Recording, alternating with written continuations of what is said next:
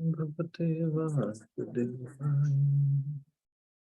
Narayana Namaskritya Naram Chaiva Narottamam Devim Saraswatim Vyasam Tato Jayamudire Nashtaprahi Shavadreshu Nityam Bhagavata Sevaya Bhagavati Uttam Shloke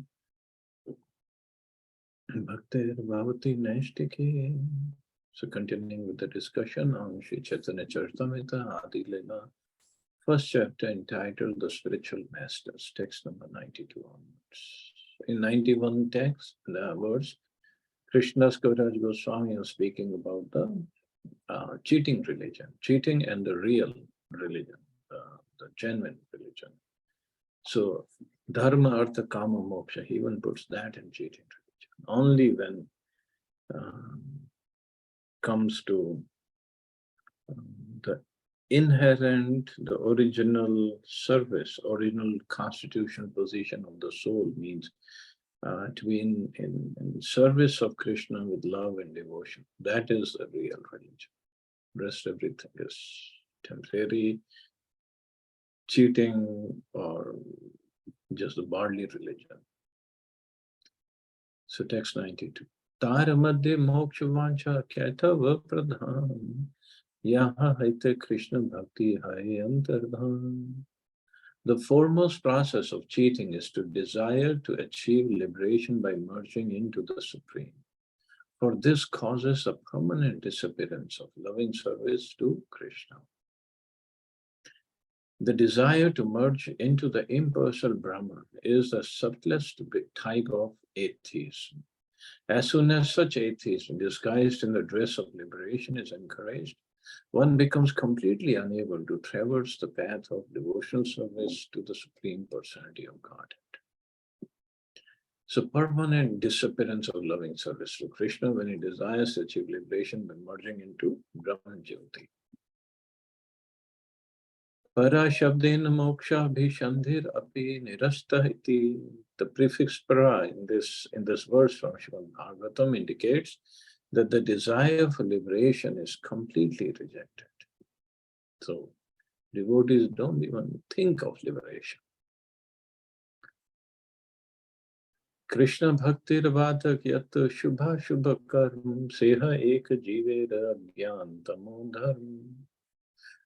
All kinds of activities, both auspicious and inauspicious, that are detrimental to the discharge of transcendental loving service to Lord Shri Krishna, are actions of the darkness of ignorance. So all kinds of karma, whether sinful or pious, if it is detrimental to the discharge of devotion, then they are actions of ignorance. The poetical comparison of Lord Chaitanya and Lord Nityananda to the sun and moon is very significant. The living entities are spiritual sparks, and their constitutional position is to render devotional service to the Supreme Lord in full Krishna consciousness. So-called pious activities and other ritualistic performances, pious or impious, as well as a desire to escape from material existence, are all considered to be coverings of these spiritual sparks. The living entities must get free from these superfluous coverings and fully engage in Krishna consciousness. The purpose of the appearance of Lord Chaitanya and Lord Nityananda is to dispel the darkness of the world. Before their appearance, all the superfluous activities of the living entities were covering Krishna consciousness. But after the of these two brothers, people's hearts are becoming cleansed, and they are again becoming situated in the real position of Krishna consciousness. So this is the reason they came, they appeared. Because first of all, it is Kali Yuga, and we'll read later in Gaudiya or in Navadvip, or in that area, people were just wasting their times in so many different pious or impious activities.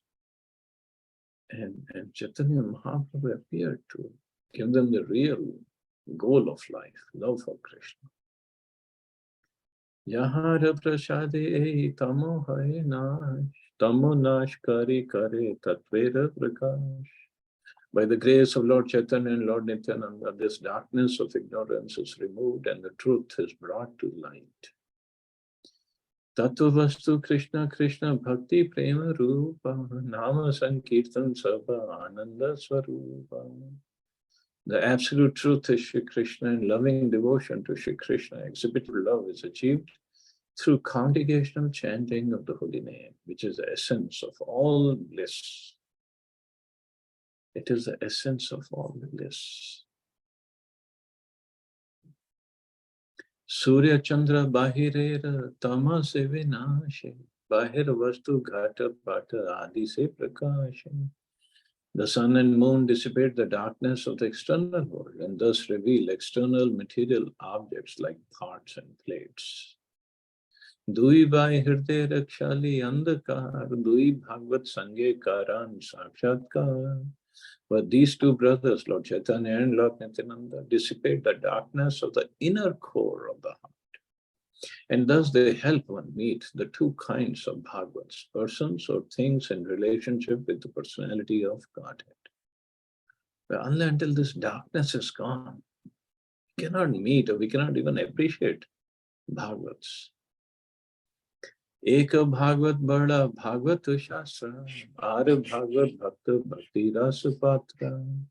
One of the Bhagavatas is a great scripture, Srimad Bhagavata, and the other is a pure devotee absorbed in the mellows of loving devotion. So two kinds of Bhagavat. On every Bhagavata Dwara Diya Bhakti Rasa Tahara Hriday Tara Prema Bhayavasha.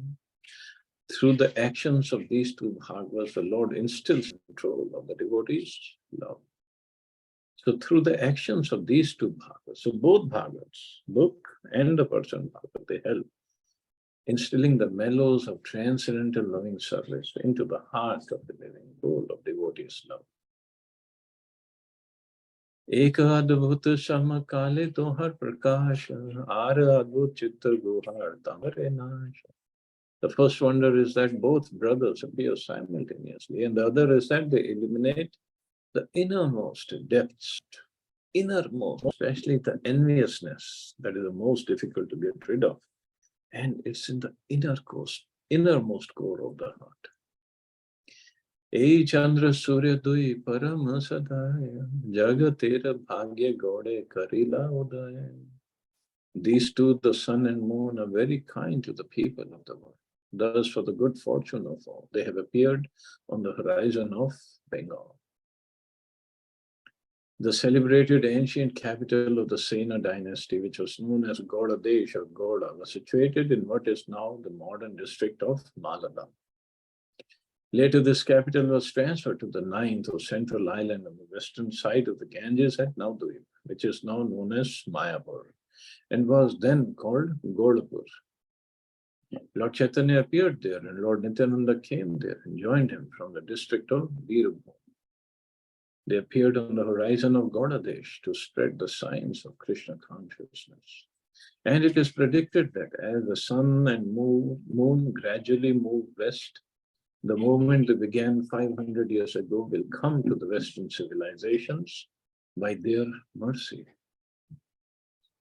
It has already come here and it is just growing, that's all. Chaitanya Mahaprabhu and Nityananda Prabhu drive away the 5 kinds of ignorance of the conditioned souls. In the Mahabharata Udyog Parva, 43rd chapter, these 5 kinds of ignorance are described.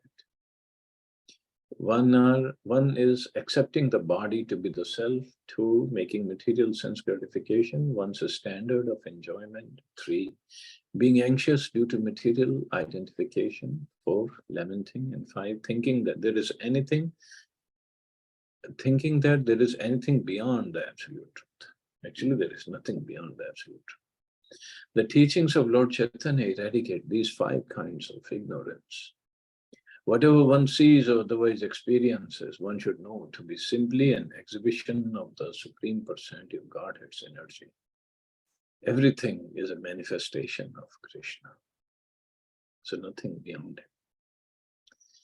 Sei dui prabhur kari charana vandan, yaha haite vigna nash abhishta pura. Let us therefore worship the holy feet of these two lords. Thus one can be rid of all difficulties on the path of self-realization. এই দুই শ্লোকে কেলা মঙ্গল বন্দন তৃতীয় শ্লোকের অর্থ শোন সর্বজন. I have invoked the benediction of the Lord with these two verses, text 1 and 2 of this chapter. Now please hear attentively the purport of the third verse. So third verse was, वक्तव्य बाहुल्य ग्रंथ विस्तारे डारे विस्तारे न वर्णी शारार्थ कही अल्पाक्षरे. I purposely avoid extensive description for fear of increasing the bulk of this book. I shall describe the essence as concisely as possible. Because before him, before Krishnadas Kaviraj Goswami took up the work on this book, there was Chaitanya Bhagavat was already written and Chaitanya Mangal was already written about the pastimes of Chaitanya Mahaprabhu. So first, he didn't describe those pastimes which are described there in his book. And because he was very old when he started writing this. So he said, let me just come to the essence. Mitam cha saram cha vachohi vagmita iti. Essential truth spoken concisely is true eloquence, not that one keeps on expanding on everything. Shunile khandibe chitir agyanadi dosh, Krishna gard prema habe paibe santosha. Simply hearing submissively will free one's heart from all the faults of ignorance, and thus one will achieve deep love for Krishna.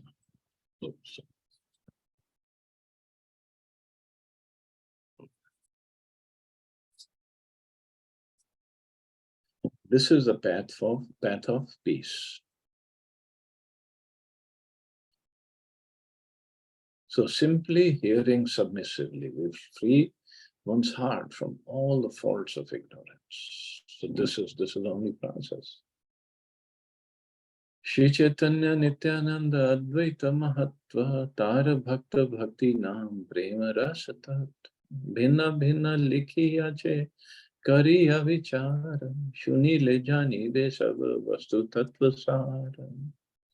If one patiently hears about,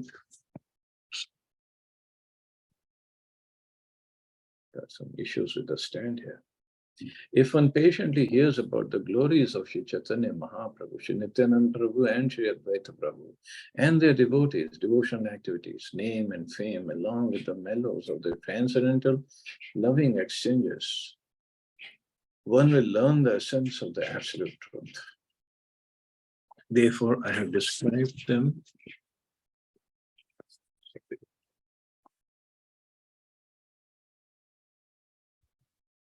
Therefore, I have described these in the Chaitanya Charitamrita with logic and discrimination.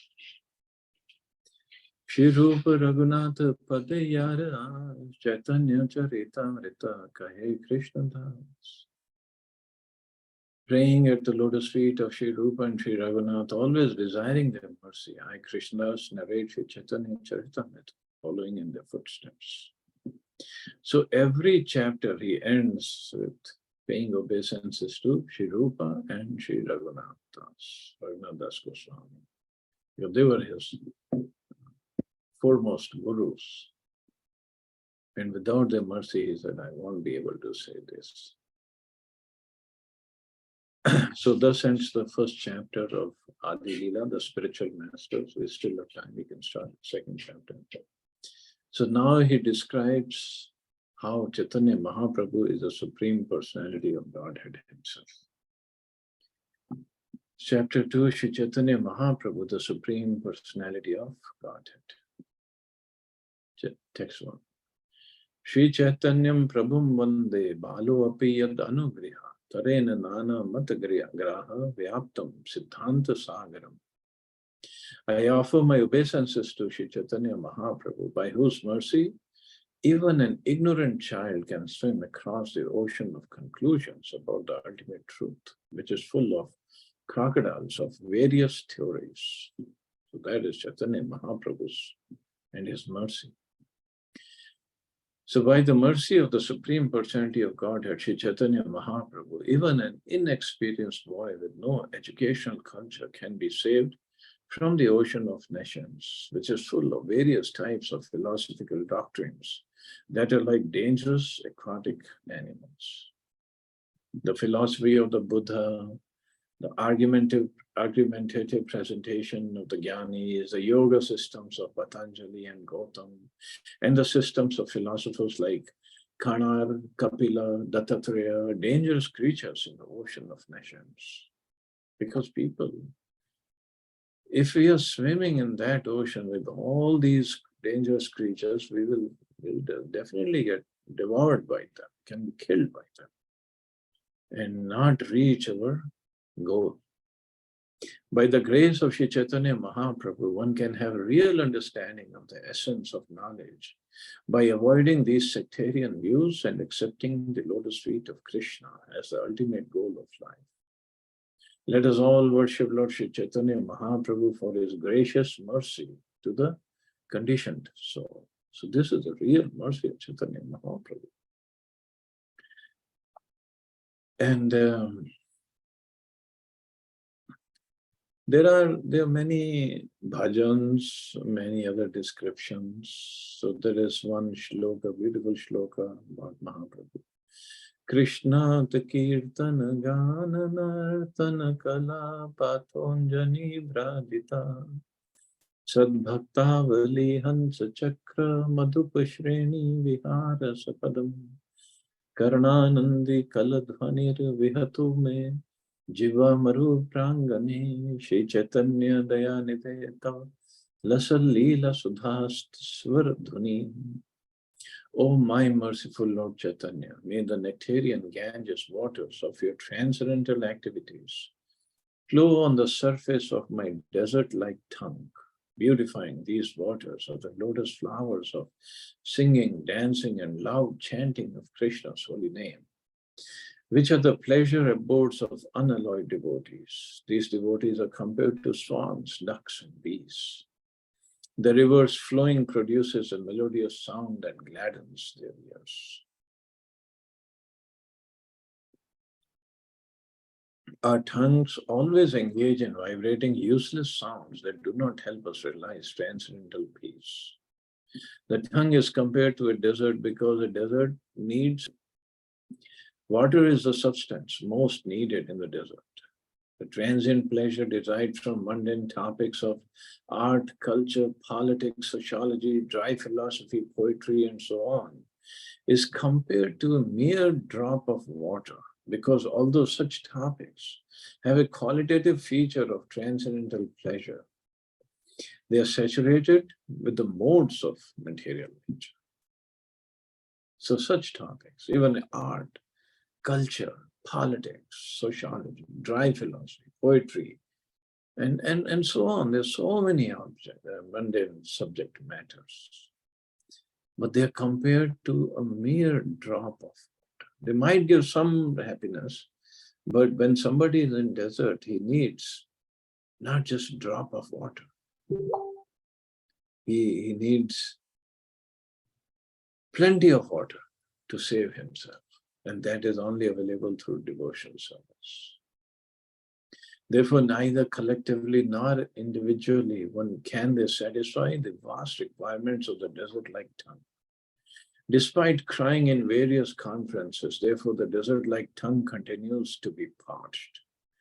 For this reason, people from all parts of the world must call for the devotees of Lord Sri Chaitanya Mahaprabhu, who are compared to swans swimming around the beautiful lotus feet of Sri Chaitanya Mahaprabhu, or bees humming around his lotus feet in transcendental pleasure, searching for honey.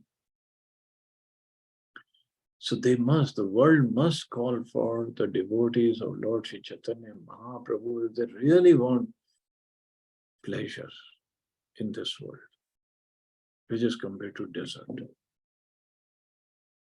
There's no other way. The dryness of material happiness cannot be moistened by so-called philosophers who cry for Brahman, liberation, and similar dry speculative objects.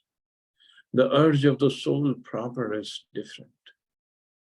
The soul can be solaced only by the mercy of Lord Sri Chaitanya Mahaprabhu and his many bona fide devotees who never leave the lotus feet of the Lord to become imitation Mahaprabhus, but all cling to the lotus feet like bees that never leave a honey-soaked lotus flower. So the soul can be solaced only by the mercy of Sri Chaitanya Mahaprabhu and his many bona fide devotees who never leave the lotus feet of the Lord. They don't say we have become God or you just follow me and I'll show. No, they only cling on to the lotus feet of Lord like the bees that never leave a honey-soaked lotus flower. Because they know this is where the real bliss is. Not by trying to become God.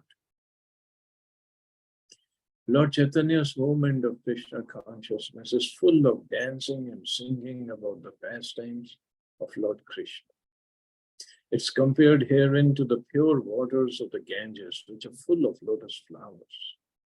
The enjoyers of these lotus flowers are the pure devotees who, like bees in songs, they chant like the flowing of the Ganges, the river of celestial kingdom.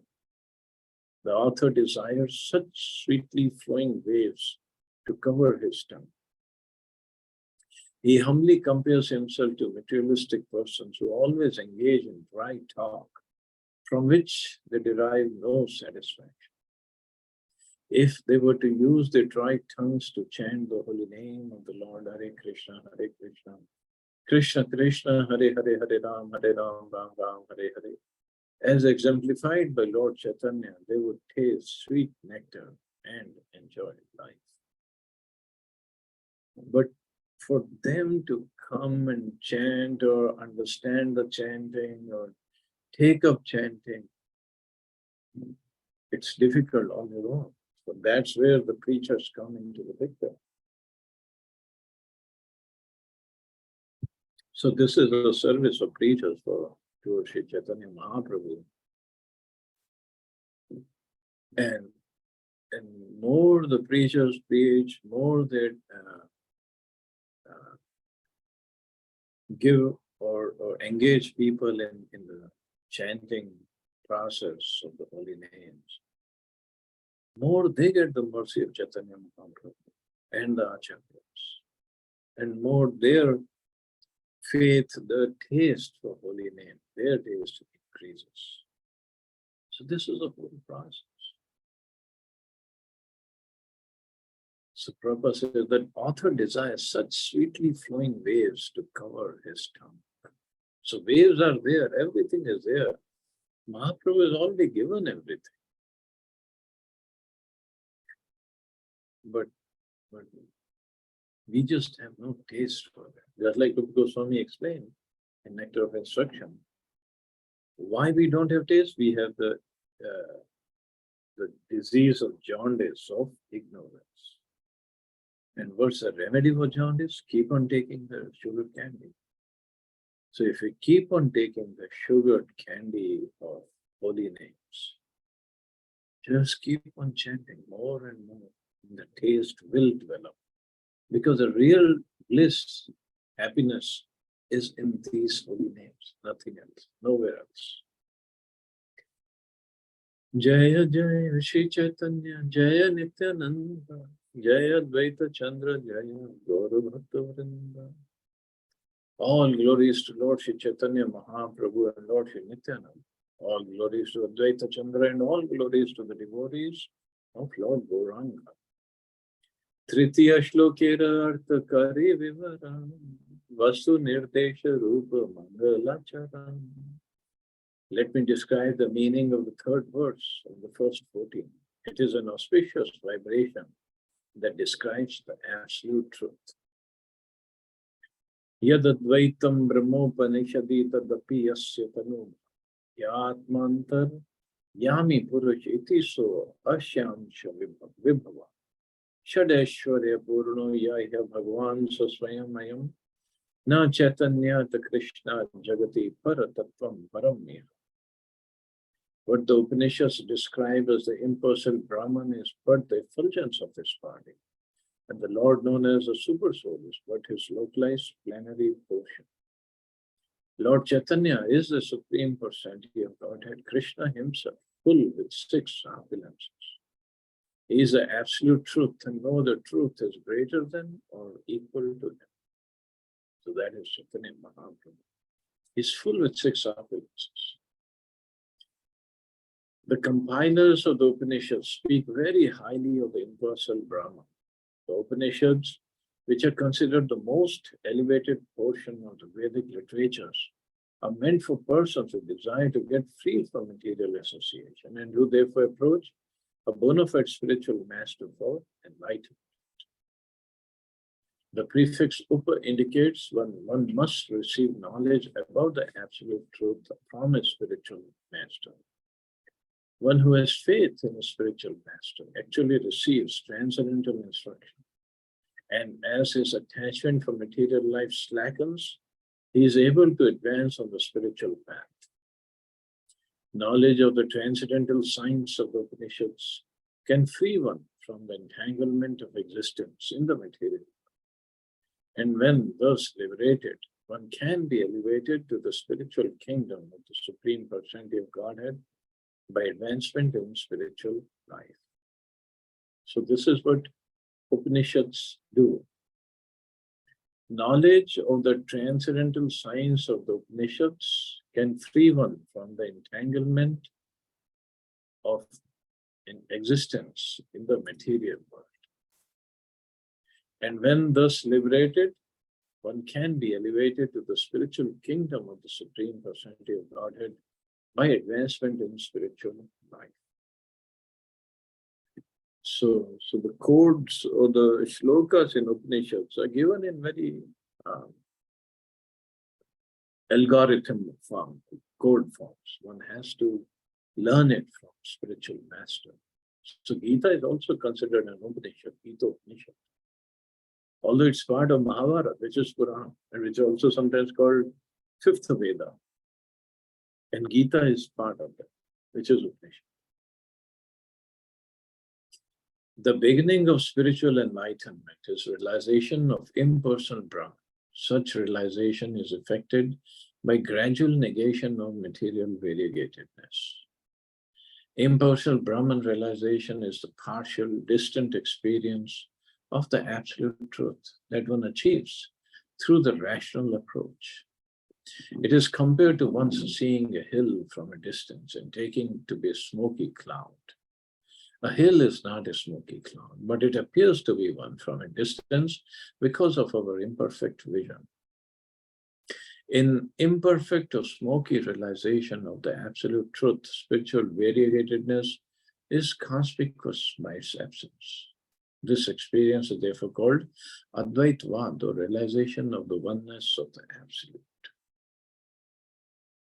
So, beginning of spiritual enlightenment is realization of impersonal Brahman, Brahmjyoti,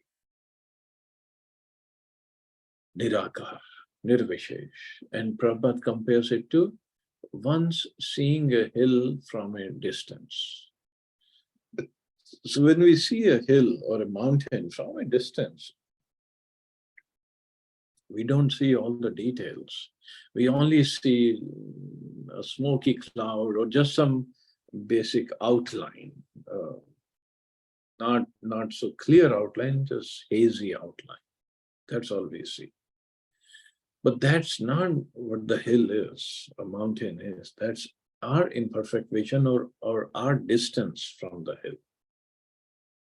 So if somebody says, okay, this is what hill looks like. Yeah, it looks like from that far away.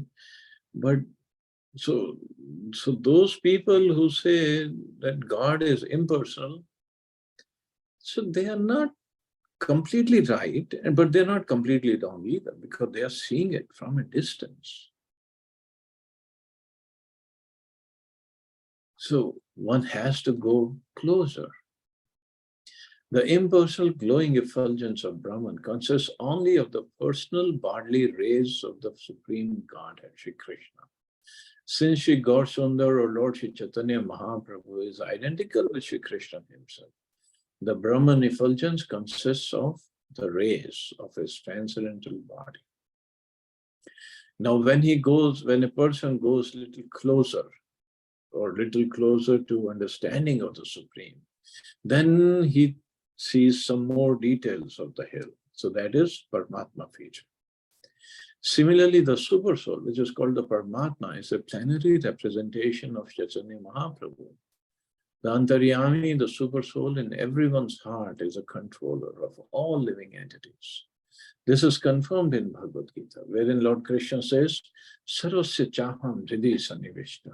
I am situated in everyone's heart. Bhagavad Gita also states, Bhoktaram yagyatapsam sarvalokamaheshwara, indicating that the Supreme Lord, acting in his expansion as a super soul, is a proprietor of everything. Similarly, Brahma Samhita states, Andantarastha Parmanu Chayantarastha. The Lord is present everywhere, within the heart of every living entity, and within each and every atom as well. Thus, by this super soul feature, the Lord is all pervading. So, just like hill, Prabhupada gave the example, from far distance we see a hazy outline or a smoky cloud. When we go closer to the hill or mountain, we see it's not just hazy outline. It has some proper shape, and from far away we can see there are some trees there, maybe some rocks there, snow-covered top of the hill. That all we can see. But that's also not complete. It's not completely right, and it's not completely wrong. But that is compared to Paramatma feature. But for Bhagavan feature, one who comes really close to the hill or goes on the hill, he sees not only the trees, he can see birds in the trees and the leaves and the flowers and the fruits, and there could be waterfalls. There could be so many animals, and animals are there, or caves are there. So many things are there in a hill. So he sees the real thing. Furthermore, and Prabhupada explained, Chaitanya Mahaprabhu, Lord Chaitanya is also the master of all wealth, strength, fame, beauty, knowledge, and renunciation, because he is Sri Krishna himself. So that is knowing closely, coming closer to Krishna, Chaitanya Mahaprabhu. He is described as Purna, or complete. In the feature of Lord Chaitanya, the Lord is an ideal renouncer, just as Sri Ram was an ideal king. Lord Chaitanya accepted the order of sannyas and exemplified exceedingly wonderful principles in his own life.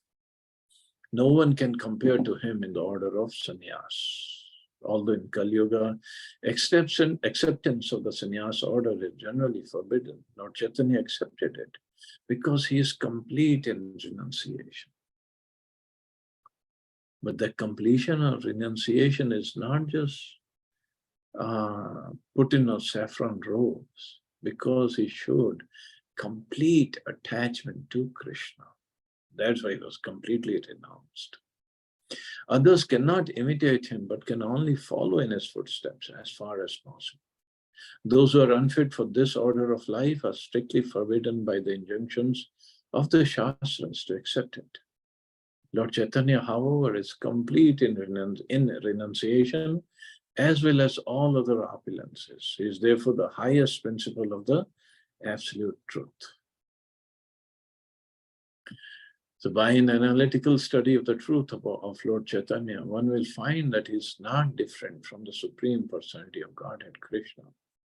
No one is greater than or even equal to him. In Bhagavad Gita, Lord Krishna says to Arjun, Matta paratram nanyat kinchit asti dhananjaya. O conqueror of wealth, Arjun, there is no truth superior to me. Thus it is here confirmed that there is no truth higher than Lord Shri Krishna Chaitanya. So the impersonal Brahman is a goal of those who cultivate the study of books of transcendental knowledge, and the super soul is a goal of those who perform the yoga practices. But one who goes further, one who knows the Supreme Personality of Godhead, surpasses realization of both Brahman and Paramatma, because Bhagavan is the ultimate platform of absolute knowledge. The personality of Godhead is complete form of Satchidananda, full life, knowledge and bliss. By realization of the Sat portion of the complete whole, unlimited existence, one realizes the impersonal Brahman aspect of the Lord. By realization of the Chit portion of the complete whole, unlimited knowledge, one can realize the localized aspect of the Lord, the Paramatma. But neither of these partial realizations of the complete whole can help one realize Ananda or complete bliss. And without such realization of Ananda, knowledge of the absolute truth is incomplete. Very nicely explained by Prabhupada. So this verse of the Chaitanya Charitamrita by Krishnadas Kaviraj Goswami is confirmed by a parallel statement in the Tattva Sandarbha by Srila Jiva Goswami. In the 8th part of the Tattva Sandarbha, it is said that the absolute truth is sometimes approached as impersonal Brahman, which, although spiritual, is only a partial representation of the absolute truth. Narayan, the predominating deity in Vaikuntha, is to be known as an expansion of Shri Krishna. But Shri Krishna is a supreme absolute truth, the object of the transcendental love of all living entities.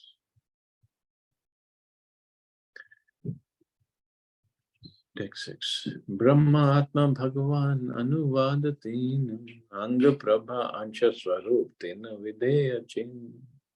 Impersonal Brahman, the localized Paramatma, and the personality of Godhead are three subjects. And the glowing effulgence, the partial manifestation, and the original form are their three respective predicates. Anuvade age pache videya sthapan, sei artha kahisham shastra vivaram. A predicate always follows its subject. Now I shall explain the meaning of this verse according to the revealed scriptures. So I guess we can stop here because it's more technical explanations are given here. So see anybody has any questions or comments?